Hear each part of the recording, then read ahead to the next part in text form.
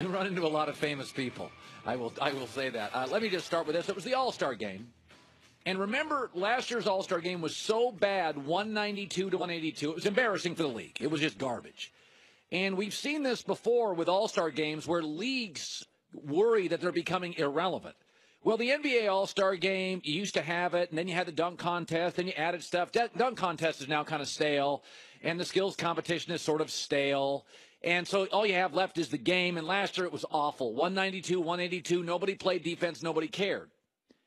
And so the league had to create something new. LeBron, you and Steph Curry, you draft teams. That'll make it more interesting. Because they were worried the game was becoming completely irrelevant, completely embarrassing. So they literally had to go to a new format to save it.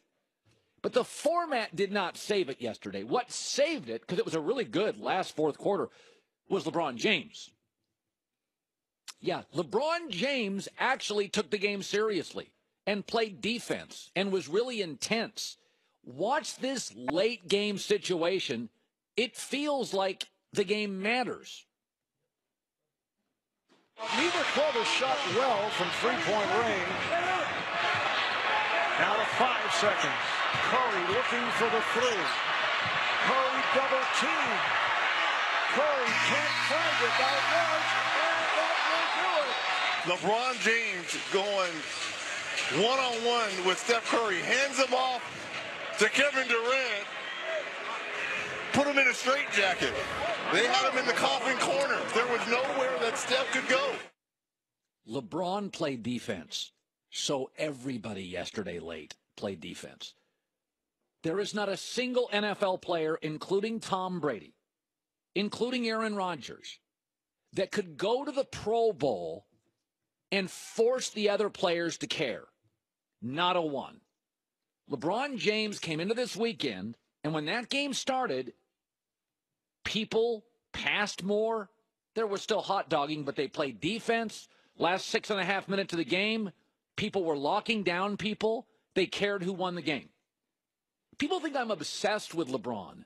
No, I'm discouraged by the people who cover this league and who think valuable equals stats. Westbrook's been to one final. He lost. Westbrook gets stats. Did he change the weekend? Did he save the game? Nah. In Los Angeles this weekend, what was the game about? Was it about James Harden? Because he's going to win this year's MVP. When James and LeBron were on the floor yesterday, who felt bigger? It doesn't matter if it's player mobility or talking politics or the All-Star game. Leaders are people that others follow. We look at Westbrook and go, wow, he's talented. We look at Harden and go, wow, he's talented. You don't follow Westbrook. You don't follow Harden. You follow LeBron. LeBron took the All-Star game seriously. Therefore, everybody late in the game yesterday did as well. I'm not obsessed with LeBron, but I have to remind people daily what valuable means. There are a lot of things in your life that may be expensive, but you could live without that watch. Could you live without transportation? You can live for 2 weeks without food. You can't last 3 days without water. Water's more valuable than food. This All-Star game was dead. This All-Star game was embarrassing. This All-Star game was DOA. The commissioner literally had to tweak it to save it. But that didn't save the game. What saved the game is the best player in the world who, by caring, created a culture for 2.5 to 3 hours that other millionaires also cared. Here's LeBron afterwards. I think the format was great. I think the fans did a great job of reacting to it in a very positive way. And, for me to be the captain of the team, Steph being the captain of his team and us doing that, that draft was something that hadn't been done before. And the great thing about our commissioner, he's absolutely okay with trying something new, to change the format. And it definitely worked out for everybody. It did. It was a great last 7 minutes of the game. I thought the halftime act was riveting. It was fascinating. The best camera work. I thought it was absolutely I could not take my eyes off the camera work and the artists. Okay, I was going to say, you might be the only human alive who was riveted by the camera work. Well, no, just about the camera work. It was a 20-minute hip-hop thing that was moving all over the arena, and the cameras on a one camera guy followed him around. It was 1,000 times better than the Super Bowl halftime show. I was completely riveted, but that's another topic. Let me move to this topic now. Kobe Bryant's an all-time great. He's an all-time great. Now, the Lakers are so big that he's not the greatest Laker, although I could argue he's the greatest single artist that's ever played for the Lakers. Nobody made more tough shots. Nobody was harder to guard. Magic, to me, was the best player. Kareem had the great shot, but Kobe was the great artist. He was the best tough shot maker in NBA history, even more than Jordan. Nobody made more tough shots than Kobe Bryant. He was talking about the Lakers now having to recruit maybe a LeBron or recruit Paul George, and here's what Kobe Bryant said. The thing about this franchise is that you shouldn't need recruiting come here. The pressure of following Magic's footsteps and myself and like the dynasty that we've had, it takes a special person to do that. And if I need to convince you to come here to carry that legacy forward, you ain't the one to be here.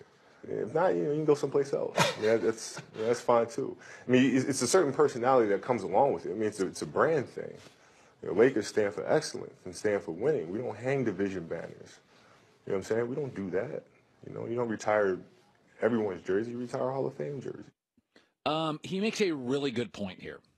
There's the old saying that if you need Tony Robbins to motivate you, then you're never going to be great anyway, because the great people are self-motivated. Brady, LeBron, the great ones, coaches, Elon Musk. That's not about where he went to school. Don't send your kid to a school that Elon Musk went to. Elon Musk has something deep inside. The great ones don't have to be motivated by others. This isn't about LeBron, because LeBron can go anywhere he wants. This is really about Paul George, who is from Los Angeles and is considering the Lakers, but currently plays in Oklahoma City, which, by the way, has a ball-dominating point guard, and in their last 10 games, Paul's team has won 4 of them. And he lives in Oklahoma City. Okay, you don't need Los Angeles to be great, but you don't need to fly first class to get across the country. But it makes it better. There's this now narrative that, you don't need to be a Laker. You don't need Los Angeles. You can play anywhere. No, it's different to be a Yankee. Scott Brocious played for the Oakland A's from 91 to 97. 6 years. I'm not sure people in the dugout recognized him. Then he became a Yankee for 3. When I say Scott Brocious, you know who he is. Because he played for the Yankees and got 3 rings and was an MVP World Series. And he was just a good kid from McMinnville, Oregon, that you didn't know until he was a Yankee. He played twice as long in Oakland. Listen, man, Boston, Patriots, Red Sox, Celtics. The Celtics are the second biggest brand in the NBA. And I would argue in New England, depending on the time of year, the Patriots and Red Sox are bigger. Los Angeles is the only top 10 city in America. They've done studies on this. I've seen them in radio that considers the NBA bigger than the NFL. Paul George's numbers with Westbrook, his points are down, his assists are down, his rebounds are down, his field goal percentage is down, and because he's out of rhythm, even his free throw percentage is down. He doesn't have to come to Los Angeles to matter. He doesn't. He could play in Oklahoma City and lose to the Warriors. But Paul George, given the option, dude, if you're not going to beat the Warriors, then don't beat them in L.A. Being a Yankee or a Laker, it is bigger. I looked it up this morning. Do you know the number 2 restaurant, most popular restaurant in Oklahoma City? It's Mickey Mantle's Steakhouse, a former Yankee. Nobody in L.A. or New York goes to a restaurant made famous by somebody that played in Oklahoma City. You don't have to be a Laker. You don't have to be a Yankee.